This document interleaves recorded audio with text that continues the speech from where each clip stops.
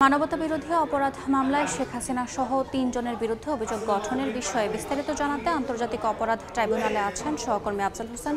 সরাসরি যাচ্ছি তার কাছে।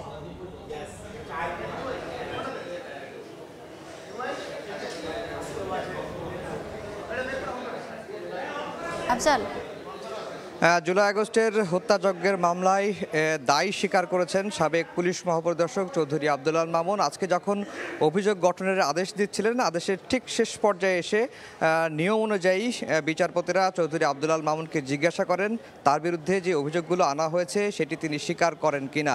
তিনি কাঠগড়ায় দাঁড়িয়ে ছোট্ট একটি কাগজে তার বক্তব্য লিখে নিয়ে এসেছিলেন এবং সেখানে তিনি বলেছেন যে তিনি এই হত্যাযজ্ঞের দায় স্বীকার করেন এবং তিনি স্বপ্রণোদিত হয়ে এই মামলায় রাজসাক্ষী হতে চান এবং তিনি স্বপ্রণোদিত হয়ে যারা এই অপরাধগুলো করেছেন তাদের মুখোশ বা উন্মোচন করতে চান। এই কথাগুলো কিন্তু চৌধুরী আব্দুল আল মামুন কাঠগড়ায় দাঁড়িয়ে নিজে স্বেচ্ছায় এই বক্তব্যটি দিয়েছেন। এরপরে আমরা দেখেছি যে এর আগে যেটি হয়েছে যে এই মামলায় সাবেক প্রধানমন্ত্রী শেখ হাসিনা এবং সাবেক স্বরাষ্ট্রমন্ত্রী আসিফুজ্জামান খান কামালের পক্ষে রাষ্ট্রনিযুক্ত আইনজীবী মামলা থেকে অব্যাহতি চেয়ে একটি আবেদন এর আগেই করেছিলেন, সেটিরও আদেশ দিয়েছেন আন্তর্জাতিক অপরাধ ট্রাইব্যুনাল। তাদের এই আবেদনটি খারিজ হয়ে গেছে বা খারিজ করে দিয়েছেন এবং তাদের বিরুদ্ধে আনুষ্ঠানিক বিচার শুরুর আদেশ দিয়েছেন।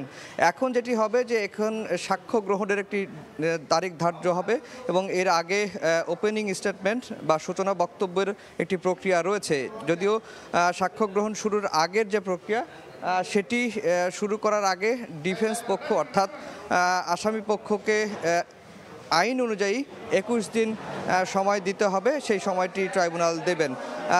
আজকে আন্তর্জাতিক অপরাধ ট্রাইব্যুনালের ইতিহাসে বড় একটি দিন বলা চলে, কারণ হচ্ছে যে এই মামলার বিচার শুরুর পরে এই প্রথম কোনো আসামি নিজে দায় স্বীকার করেছেন, দায় স্বীকার করে নিজে রাজসাক্ষী হতে চান এবং যেই হত্যাযজ্ঞগুলো হয়েছে সেই হত্যাযজ্ঞের সঙ্গে কারা কারা জড়িত সেই মুখোশ তিনি বা সেই বিষয়গুলো তিনি ট্রাইব্যুনালের সামনে উপস্থাপন করতে চান। তো এই ছিল আন্তর্জাতিক অপরাধ ট্রাইব্যুনাল থেকে আমার কাছে সবশেষ খবর।